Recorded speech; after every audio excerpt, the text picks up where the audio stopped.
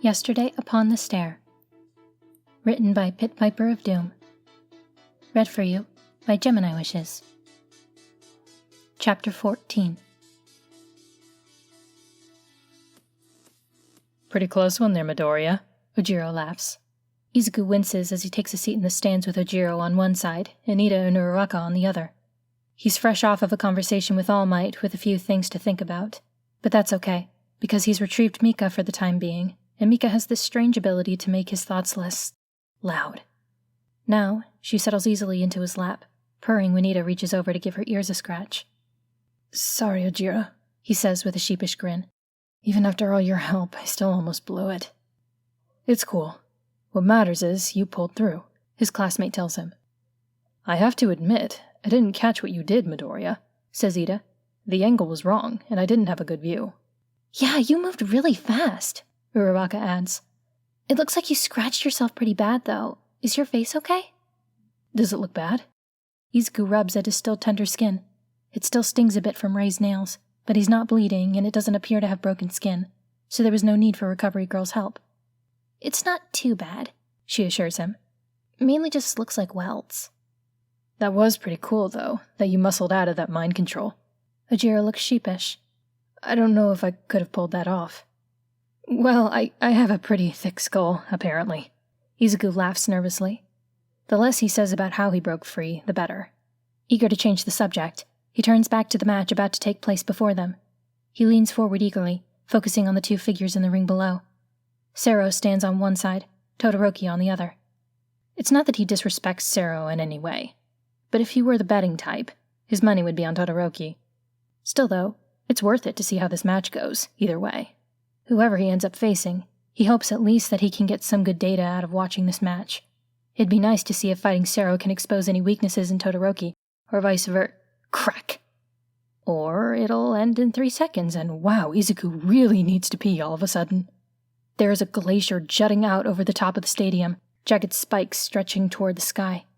It creaks and groans under its own weight, but aside from that, for a few glorious seconds, the stands are dead quiet. At the base of the glacier, Sero is almost entirely encased in ice. His voice sails out through the air, shaking with cold. That was a little much, don't you think? There's a space of about 6 feet between the spot where Todoroki's standing and the very edge of where the glacier begins. The gap between Todoroki and Sero himself is even wider. Izuku's close enough to see Todoroki shake as he closes that distance. He sees Todoroki say something, but the distance coupled with the calls of encouragement from the crowd, all aimed at Sero, make it impossible to hear. Sero responds, and Todoroki starts melting the ice that he just created. His shoulders slump, and there's something in his posture, some angle of his spine, that betrays a sense of misery. There's no triumph here, not even relief over a quick victory. He just seems alone. Out of the corner of his eye, he's vaguely aware of Uraraka reaching over Ida to give him a comforting 4-fingered pat on the shoulder. Nice knowing you, Deku, she says.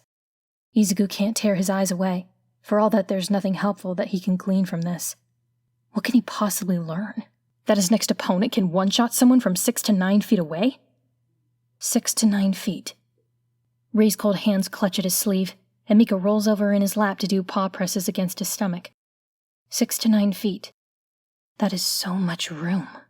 Izuku shifts forward in his seat so abruptly that he nearly dislodges his cat. He stares, eyes wide, mouth half open, first at Todoroki, then at the gradually melting glacier, and then down at his own 2 hands. Midoriya, are you quite all right? Something wrong with your hands? Ojiro asks. Not yet, he says. Not yet? Ojiro echoes. I'm trying to decide, Izuku explains, still considering his hands. Which finger I can fight without. He pauses, mind racing, and frowns down at the ring and the ice and his next opponent. Thumbs are right out. I'm gonna need my thumbs. Okay, Ojiro mutters. Deku, what's up? Uraraka asks. You look kind of funny right now. I think I know what to do, he says. He feels a tug at the corners of his mouth. It's not foolproof, but... Piece by piece, some semblance of a plan takes form in his head. He turns to Uraraka, and the tugging is too much to resist, so he smiles until his lips part and he's half sure they can see his gums. I have an idea. Ida looks worried. Uraraka looks excited. In his lap, Mika shifts to a more comfortable position and purrs. The first round of matches goes by. Part of Izuku wants to go out and talk to ghosts again, but mostly he can't stand the thought of missing any of his classmates' matches. Rei wanders off to amuse herself, and Izuku settles in to watch his friends and acquaintances face off against each other. He sees Kaminari face off with Ibara from Class B, and then the somewhat baffling match between Ida and Hatsume. And that's when Uraraka excuses herself to go to a waiting room. Her match is coming up. She's fighting Bakugo first. Izuku really hopes she can beat him. Not long after Uraraka leaves, Izuku gathers up his cat and makes his way out of the stands to join his friends. The ghosts are quiet and calm. The poltergeist is nowhere to be found. Uraraka loses. It's hard to watch. Not because Bakugo crushes her. Far from it. It hurts because she gets so far, and she gets so close. Her strategy is reckless, desperate, and absolutely ingenious. Izuku would like to think that he could have come up with something like that in her place, but he isn't sure. She gives it her all, and Izuku can't help but wonder what it would have been like to face her himself. For now, he's not going to find out, because no matter how hard she fights and how smart she fights, her best just isn't enough against Bakugo. Izuku's best has been losing to Bakugo since before Bakugo even had a quirk. He knows it has to hurt. He's memorized that sting so well that he can feel it himself as Uraraka is carried out of the stadium on a stretcher. Bakugo doesn't gloat later. He doesn't complain about how close she came to winning. Maybe he sees how good she is too. Rei helps him track her down later, after Recovery Girl has released her. On the way, Izuku fumbles with words in his mind, struggling to untangle them and string them together into something that might make things better. He's shocked when he walks into the room and she greets him with a bright smile that stretches her mouth to its limits. She looks tired, but mostly unhurt. Izuku has been bracing himself for crushing disappointment and is wholly unprepared for her bashful optimism. "Darn it," she says. "I guess I lost after all." "Are you okay?" he asks. "I'm so bummed," she laughs, shaking her fist in an exaggerated way. "I'll get him next time, though." She smiles at him, her face pink with embarrassment. She won't meet his eyes. "Sorry, Deku. I really wanted to be able to face you today." "Yeah, me too." He pauses, arms full of cat. "Are you sure you're okay?" "Of course." She fist pumps again. "I just jumped the gun and he got the drop on me, that's all. I'm really bummed out about it, and I just gotta work on that, you know?" Rei is right next to him, but Izuku doesn't need to look at her to know Uraraka's lying. "Yeah." Present Mike's commentating reaches his ears. From the sound of it, Kirishima and Tetsutetsu's match is nearly done. Round 2 is up, and that means... "It's almost time for you to go up again, huh?" Uraraka says. "You better hurry. I'll be out in a minute." She smiles so hard that her eyes nearly squint shut. "I wouldn't miss your match." "Sure," he says. He's only a few steps away from the door when he hears her sobbing over the phone. It's a good thing he's that far away. He's always been far too emotional for his own good. If he were in there with her, he'd probably break down crying too. As it is, it's all he can do to stand in the hallway and hug his cat to his chest to ward off the tears. 1 deep breath later, then 2, then 3, and he looks down at Mika. He looks back at the waiting room he's only just left. Uraraka's voice is soft, her sobs muffled. It's a quick decision, and an easy one. 2 birds, 1 stone. "Uraraka?" He calls her name a few seconds before he gets back to the doorway, to give her time to wipe her eyes and compose herself. She's quieted, but it never hurts to be safe. It's easy to pretend he's distracted. With his next match so near, the nervousness is starting to set in. He walks in quickly, already babbling a stream before she can get a word in. "I really hate to ask this, and it's pretty short notice, but I only have maybe 2 minutes, and I don't know if I have time to find All Might, and I definitely don't have time to find Aizawa-sensei, so could you watch my cat?" He doesn't wait for an answer before plopping Mika into Uraraka's lap. She says, bewildered. He shoots her a quick smile. "Thanks, Uraraka, you're the best!" And with that, he doesn't exactly bolt out of the room, but he does power walk. Ochako stares at the empty doorway long after Deku was already gone. Bemusement had stalled her tears for now, and all she can do is blink speechlessly after Deku before looking at the faintly bewildered cat occupying her lap. "Ochako?" Dad's voice brings the phone back to her ear. "Ochako, what was that? Did something happen?" "Yeah," she answers, and squeaks a little when Deku's cat stands up in her lap, circles a little, and settles down again. "Sorry, Dad, just..." She lowers her free hand to the soft fur, and the low rumble of Mika's purring is almost immediate, She can't help it. Maybe it's because she's still sort of crying. Maybe her emotions are just still all over the map.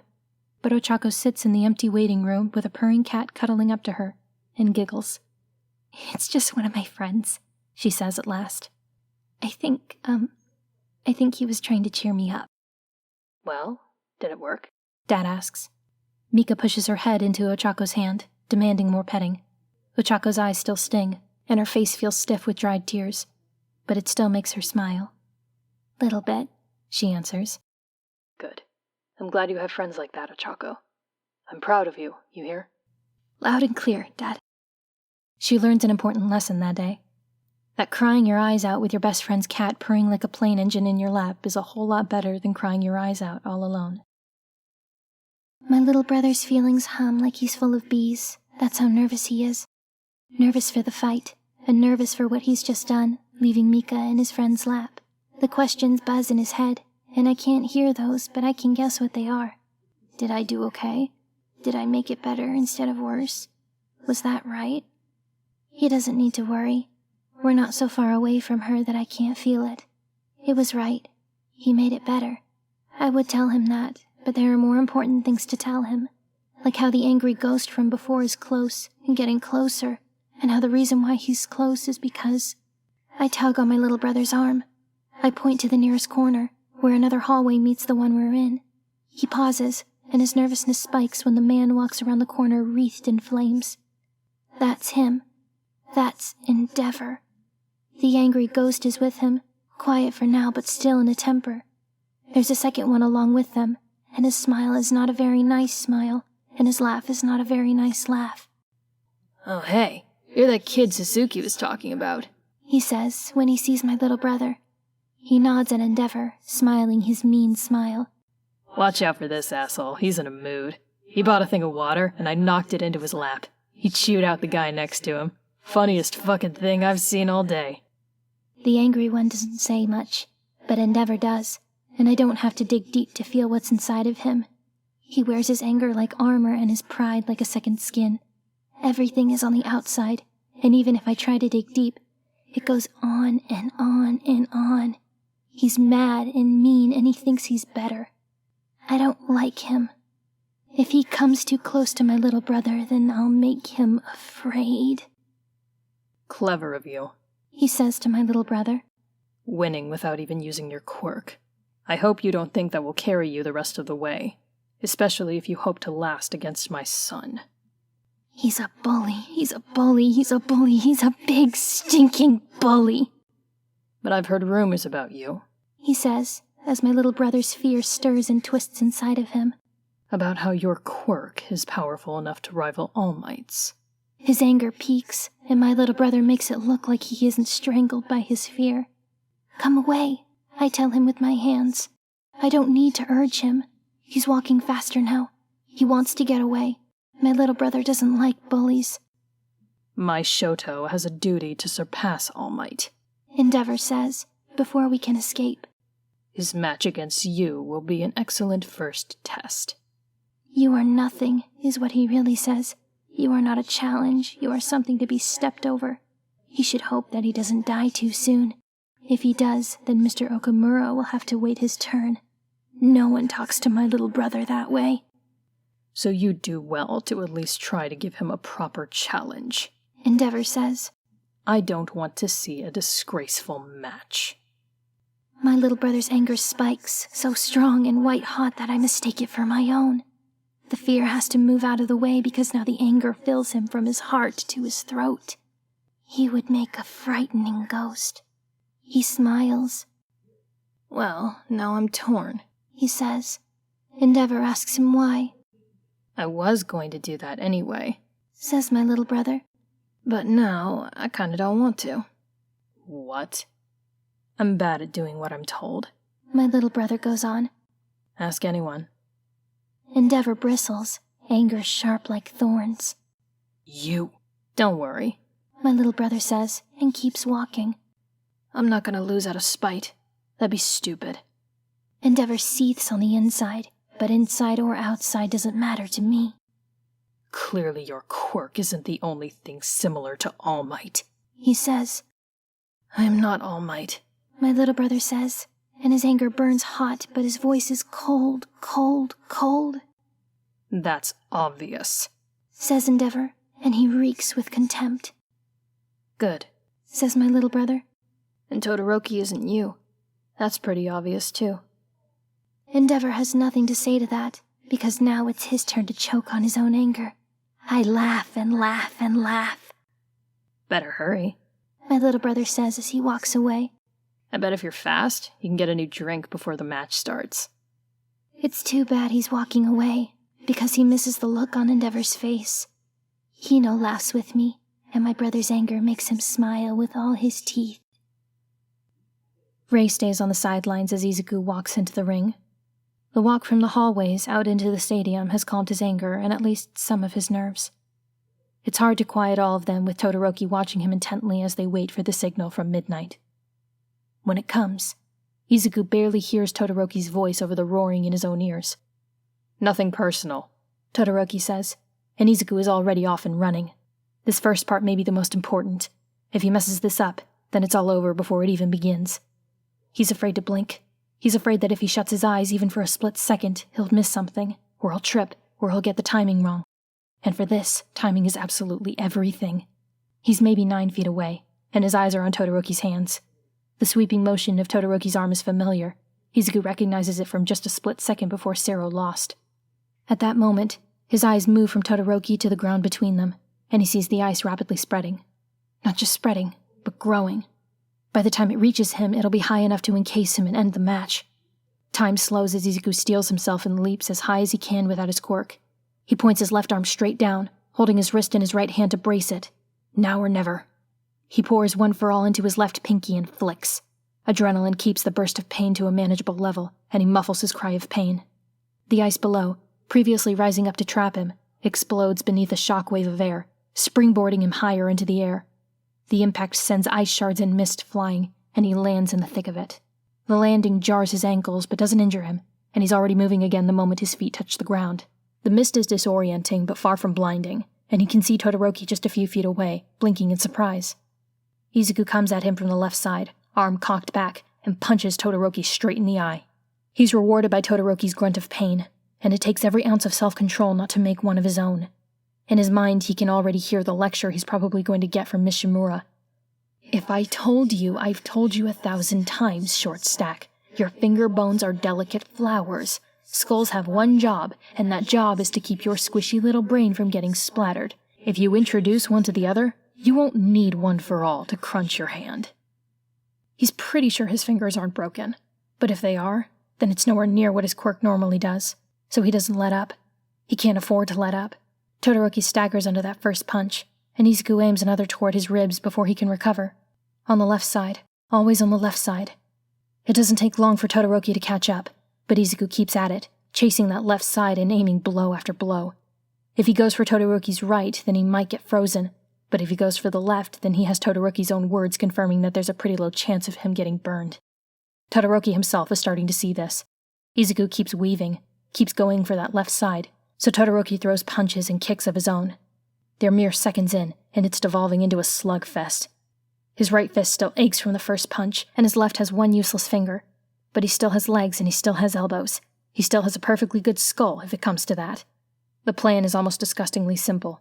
Aim for the one glaring weakness he knows Todoroki has. Hit hard enough to rattle him and destroy his concentration so he can't get his head together to use his quirk. And above all, don't let him get too far away.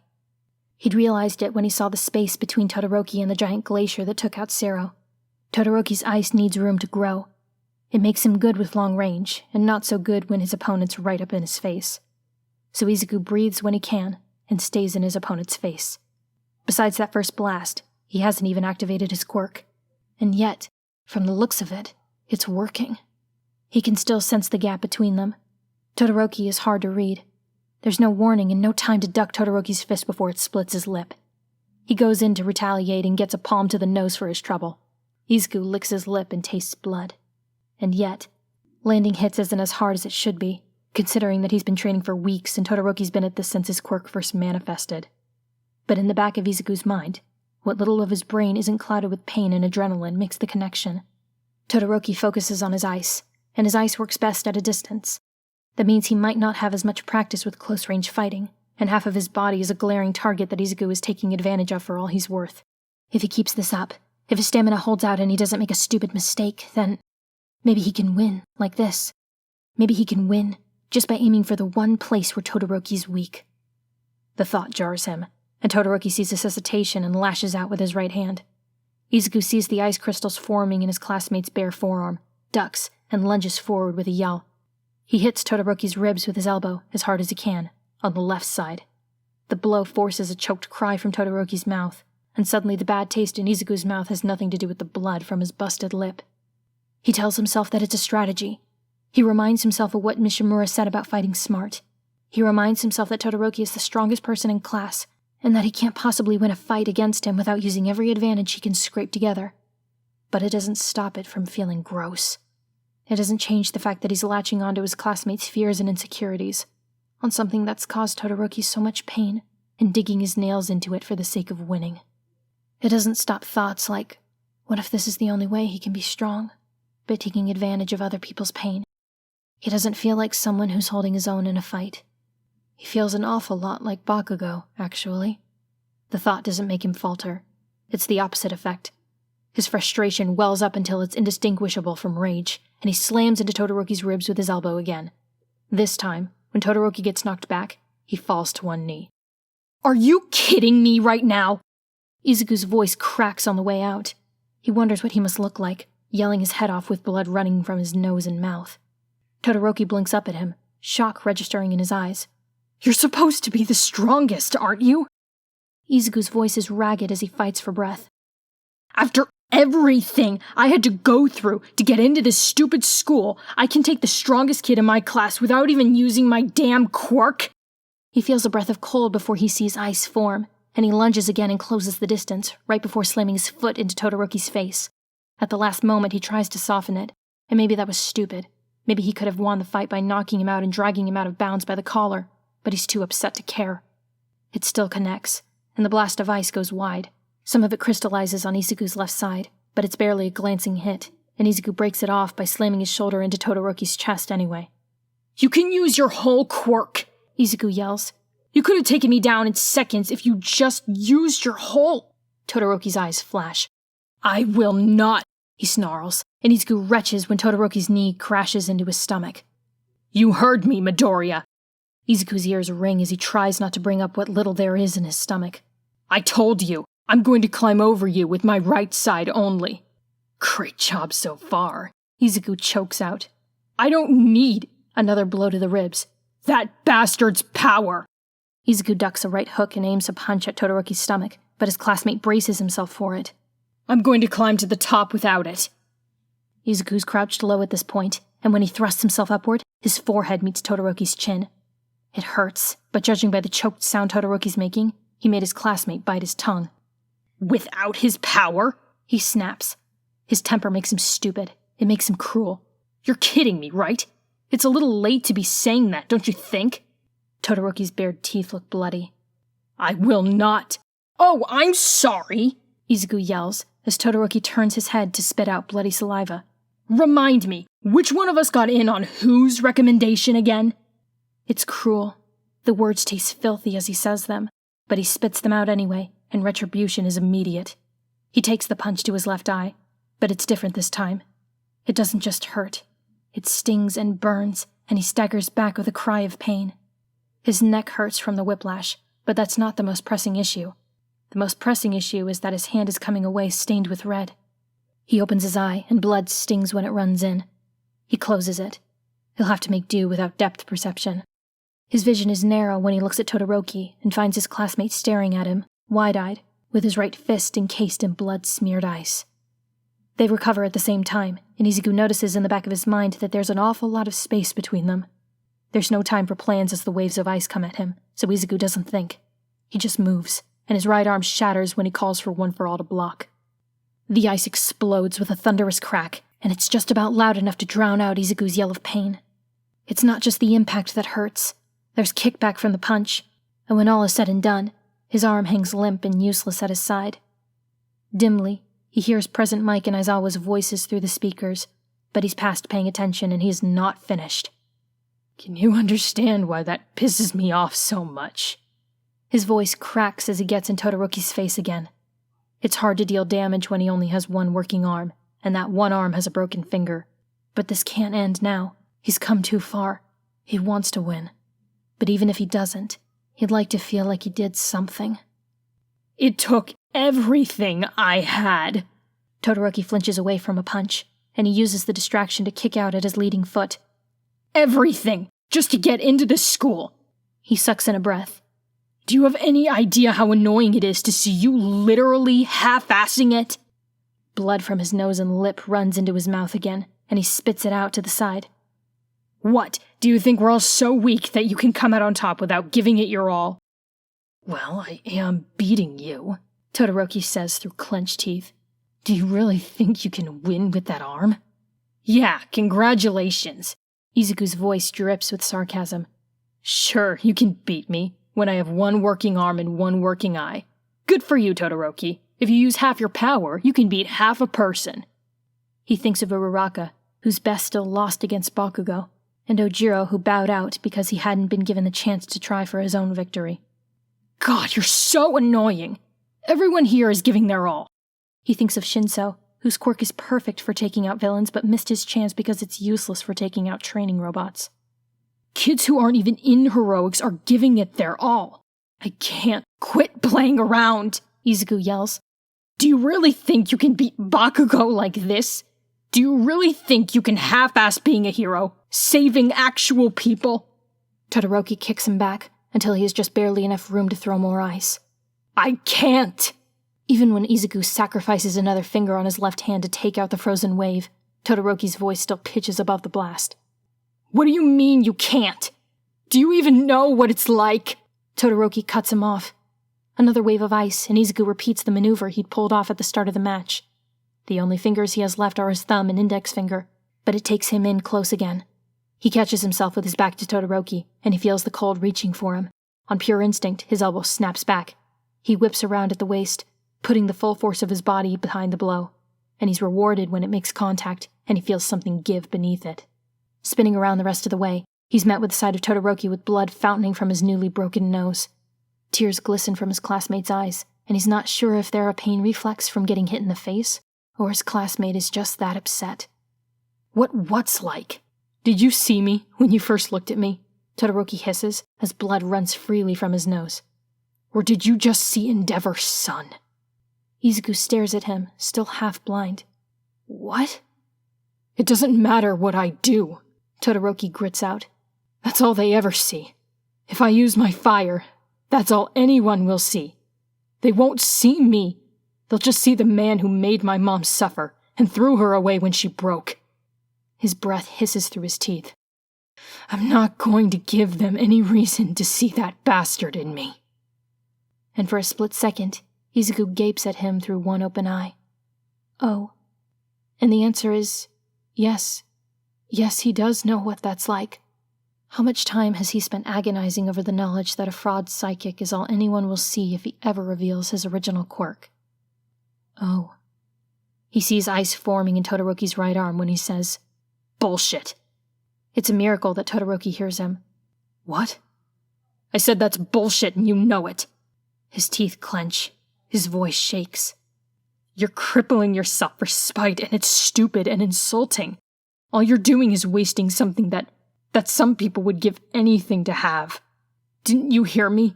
Todoroki sways on his feet. He looks almost as exhausted as Izuku feels.